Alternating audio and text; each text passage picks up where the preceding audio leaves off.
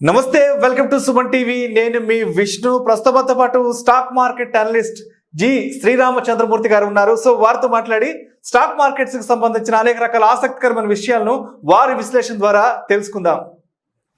నమస్తే రామచంద్రమూర్తి గారు. నమస్కారం అండి సార్, ఎలా ఉన్నారు సార్? బాగున్నామండి. బాగున్నారా? రామచంద్రమూర్తి గారు, ఇప్పటి వరకు మీరు చెప్పినట్లు మార్కెట్లోకి ఇన్వెస్ట్మెంట్స్ కోసం వచ్చే వాళ్ళు కానీ లేదంటే ఈ ట్రేడింగ్ చేసే వాళ్ళు, సో మొట్టమొదటిసారిగా మార్కెట్లోకి అడుగు పెడుతున్నప్పుడు వాళ్ళని వాళ్ళు ఏ విధంగా సిద్ధం చేసుకోవాలి, ఎటువంటి మైండ్ సెట్తో మార్కెట్లోకి వస్తే కొంత సేఫ్ జోన్లో ఉండే అవకాశం ఉందంటారు?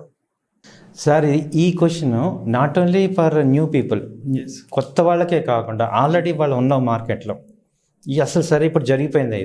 ఇప్పటి నుంచి నేను సక్సెస్లో రావాలన్నా అసలు నేను ఎలా ఉండాలి అంటానికి అసలు ప్రాథమికంగా మీరు 3 రూల్స్ ఫాలో అవ్వాలి. 3 రూల్స్. జనరల్గా అందరం ఎలా వస్తున్నాం మార్కెట్లోకి, ఒక అవగాహన ఏమని ఉంది, ఇందులో చాలా డబ్బులు ఉన్నాయి, మనం అసలు ఓవర్ నైట్ మిలియనీర్స్ అయిపోతాం, లేదు ఆప్షన్స్ కొంటే రిజల్ట్స్ వస్తున్నాయి, రిజల్ట్స్లో కొనేస్తున్నాం, లేదు మీకు బోల్డ్ మెసేజ్లు వస్తుంటే బ్యాంక్ నిఫ్టీ ఆప్షన్స్ కొనేయండి మీకు చాలా వచ్చేస్తాయి, లేకపోతే నిఫ్టీ వీక్లీ ఆప్షన్స్ కొనేయండి, లేకపోతే ఫ్యూచర్స్ కొనేయండి, లేకపోతే మీరు 1 lakh పెడితే 10 lakhs అయిపోతాయి. ఇలా మనం ఒక అవగాహన లేకుండా ఉండటం వల్ల ఏమవుతున్నాం అంటే ఇదేదో చాలా పెద్ద ఇది మన మీద మిస్ అయిపోతున్నాం, ఇది అందరూ సంపాదించేస్తున్నారు మన మీద మిస్ అయిపోతున్నాం అని ఒక యాంగ్జైటీతో మనం వచ్చేస్తున్నాం. కానీ వాస్తవంగా ఏంటంటే ఒక జాబ్ చేయడానికి 1 lakh రూపాయలు సపోజ్ శాలరీ అంటే ఆయన 30 రోజులు 8 hours వర్క్ చేస్తే ఆయన ఒక కనీసం మినిమం బీటెక్ ఎంటెక్ లెవెల్లో ఒక 16 to 18 years ఎడ్యుకేషన్ చేసిన తర్వాత ఆయన ఒక 1 lakh సంపాదిస్తున్నారు. ఇందులో 1 minute 1 lakh సంపాదించవచ్చు, కానీ ఆ మినిట్లో చూసుకొని ఆ మినిట్ ఎవ్రీ మినిట్ రాదు. ఎగ్జాక్ట్లీ నిజమే, కరెక్ట్. అది చూసుకొని ప్రతి మినిట్ 1 lakh వస్తాయి అనే భ్రమలో ఉన్నాం అందరం. దానివల్ల అసలు అవగాహన అనేది దీనిలో మీరు అర్థం చేసుకోవాల్సింది ఏంటంటే ఏదో 1 నిమిషంలో ఫ్లూక్గా ఏదో వచ్చేస్తుంది మనకి, వాళ్ళు ఏదో 1 నిమిషంలో మిలియనీర్ అయిపోయారు, అదైపోయారు ఇదైపోయారు అని చెప్పి మనం ఏమనుకుంటున్నాం అంటే దీనిలో ఇది ఏంటంటే మనం డబ్బులు మిస్ అయిపోతున్నాం, మనం ఏదో వచ్చేయాలి, ట్రేడింగ్ ఏదో చేసేయాలి, ఆడేది చెప్పేస్తున్నారు వినేయాలి, మనం పెట్టేయాలి అన్నట్టు ఉంటున్నాం. భ్రమంలో ఉండకూడదు. రూల్ నెంబర్ 1 ఏంటంటే అందరూ ఏంటంటే హ్యూజ్ మనీ అనేది ఫస్ట్ పెట్టుకుంటున్నారు. అంటే ఇప్పుడు 1 lakh రూపాయలు 10,000 20,000 ఎవరికైనా కానీ ఒక 20 లక్షలు 30 లక్షలు అలా వచ్చేస్తాయి అనే భ్రమలో ఉంటే మాత్రం అది భ్రమ, అది నిజం కాదు. మీకు ఫస్ట్ రూల్ ఏంటంటే capital protection. Me first and most important మన క్యాపిటల్ ముందు అది ప్రిజర్వ్ అవ్వాలి.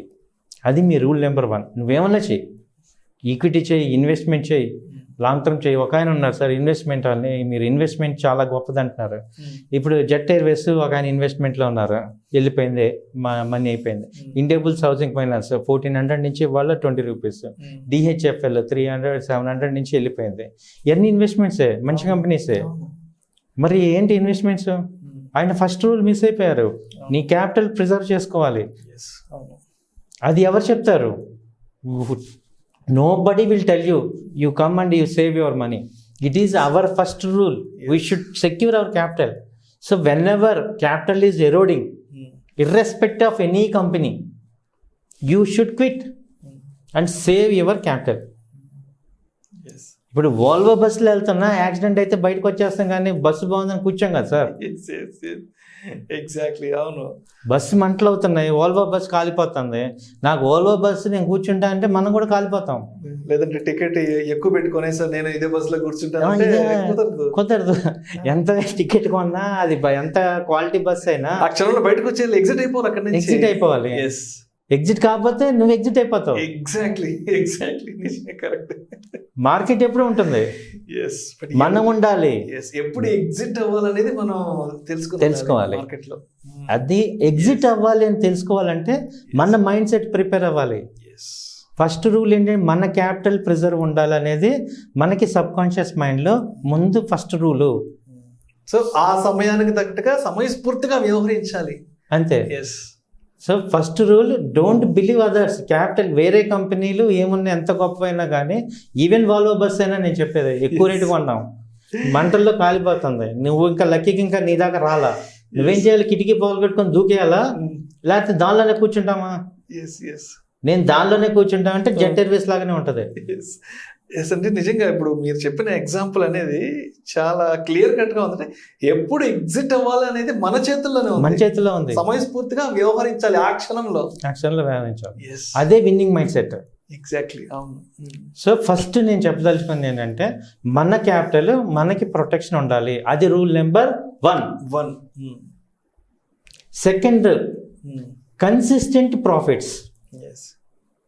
ఇప్పుడు ఒకళ్ళు ఉంటారు, ఒకసారి ప్రాఫిట్ వస్తుంది, మళ్ళీ తర్వాత డౌన్, లాస్, మళ్ళీ 10 ట్రేడ్లలో ట్రేడ్ అనండి ఇన్వెస్ట్మెంట్. ఇక్కడ చిన్న పాయింట్, నా సజెషన్ ఏంటంటే, ఇన్వెస్ట్మెంట్కి ట్రేడింగ్కి డిఫరెన్స్ ఏంటి చాలా మంది అడుగుతూ ఉంటారు. ఇన్వెస్ట్మెంట్కి అసలు ట్రేడింగ్కి డిఫరెన్స్.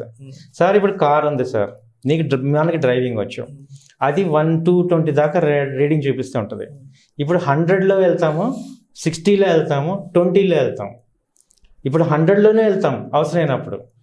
ఇప్పుడు హైవే రోడ్లో 120, 130 వెళ్తాం, మామూలు రోడ్లో 60లో వెళ్తాం, మామూలులో 10 రూపీలు 10 ఇప్పుడు అమీర్పేట ఏరియాలో 10-20లో వెళ్తాం. అక్కడ నేను 100 వెళ్తానంటే లేదు, కుదరదు. సో అక్కడ ట్రేడింగ్ కుదరదు. నువ్వు ఇన్వెస్ట్మెంట్ ట్రేడింగ్ రెండు ఒకటే, time horizon difference. Exactly, time horizon difference, రెండు ఒకటే. నువ్వు బై చేస్తావు, సెల్ చేస్తావు, ఇంకేం చెయ్యం. ట్రేడింగ్లో అయినా ఇన్వెస్ట్మెంట్లో అయినా బై చేస్తాం, సెల్ చేస్తాం, మూడోది ఏమి లేదు అక్కడ. కాకపోతే టైం హార్జన్ పెట్టుకుంటాం. ఎందుకు పెట్టుకుంటున్నావు? నీ మైండ్ సెట్ నువ్వు 6 నెలలు తీసుకుంటున్నావు, ఒక క్యాపిటల్ పెరగటానికి 6 నెలల మైండ్ సెట్ తీసుకుంటున్నావు, లేదా 1 year మైండ్ సెట్ తీసుకుంటున్నావు. ఒక ఆయన 10 days తీసుకుంటున్నాడు, ఒక ఆయన 1 day తీసుకుంటున్నాడు. అదే మైండ్ సెట్, అదే అమౌంట్, అదే క్యాపిటల్ని మనం క్యాపిటల్ ఎప్రిషియేషన్ కోసం ఒక ఆయన 1 day తీసుకుంటున్నాడు, he improved his mind set. ఒక ఆయన 1 year తీసుకుంటున్నారు. But don't confusion.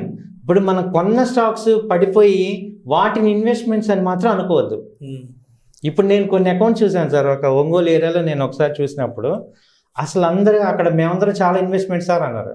సార్ ఏం లేదు సార్, మీ పోర్ట్ఫోలియో చూపించండి అంటే, ఒక్కొక్కళ్ళు ఎన్టీపీసీ, సెయిలు, గెయిలు, ఈ ఆర్కాము, ఇవి అసలు ఒక 10,000 షేర్లు, 2,000 షేర్లు, ఇప్పుడు ₹2 షేర్లు ఒక 20,000, ఆంధ్ర బ్యాంకు, ఇప్పుడు ఇవన్నీ పెట్టి మేము ఇన్వెస్ట్మెంట్స్ అంటున్నారు. ఒక్కళ్ళు కూడా టీసీఎస్ లేదు, ఇన్ఫోసిస్ లేదు, ఒక్కళ్ళకి కూడా ఒక హెచ్యుఎల్ లేదు, ఒక్కళ్ళు కూడా ఒక మారుతి లేదు, ఒక టాప్ ఏషియన్ పెయింట్ లేదు. ఒక టాప్ 50 కంపెనీస్లో మనం డబ్బులు పెట్టుకుంటే అది ఇన్వెస్ట్మెంటు. మీరు మిడ్ క్యాప్, స్మాల్ క్యాప్లు, పెన్నీ స్టాకులు పెట్టుకొని నేను ఇన్వెస్ట్మెంట్ సార్ అంటే కాదు. ₹20, ₹30 పెట్టుకునేసి అది ఇన్వెస్ట్మెంట్ అంటే కాదు. ఇన్వెస్ట్మెంట్ అంటే మీరు చూడండి, మ్యూచువల్ ఫండ్స్ కానీ, మీరు ఏమన్నా చూడండి, top companies, private equity group కానీ, మ్యూచువల్ ఫండ్స్ కానీ, వాళ్ళు చేసేది ఇన్వెస్ట్మెంట్. ఇన్వెస్ట్మెంట్లో ఫస్ట్ రూల్ డివిడెండ్ రావాలి. ఎగ్జాక్ట్లీ, ఇన్వెస్ట్మెంట్ చేస్తే డివిడెండ్ రావాలి కంపెనీ నుంచి. నువ్వు డివిడెండ్ ఉన్న కంపెనీని ఇన్వెస్ట్ చేస్తేనే నువ్వు ఇన్వెస్ట్ చేసినట్టు. That is the right investment. Yes, అంటే ఆ కంపెనీ పర్ఫామ్ చేస్తున్నట్టు. డివిడెండ్ ఎలా ఇస్తున్నాం? లాభాలు. So as long as dividend ఇస్తున్నాం అంటే ఆయన ప్రాఫిట్ లో ఉన్నారు ఆ కంపెనీ. ఎగ్జాక్ట్లీ, అవునవును. సో అప్పుడు నువ్వు రైట్ ఇన్వెస్ట్మెంట్.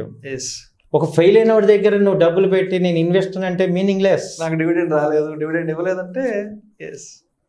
సో ఇన్వెస్ట్మెంట్ దయచేసి అర్థం చేసుకోండి సార్.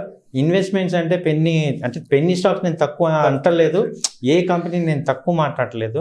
మన డబ్బుని నేను మాట్లాడుతున్నాను as a customer point, client point.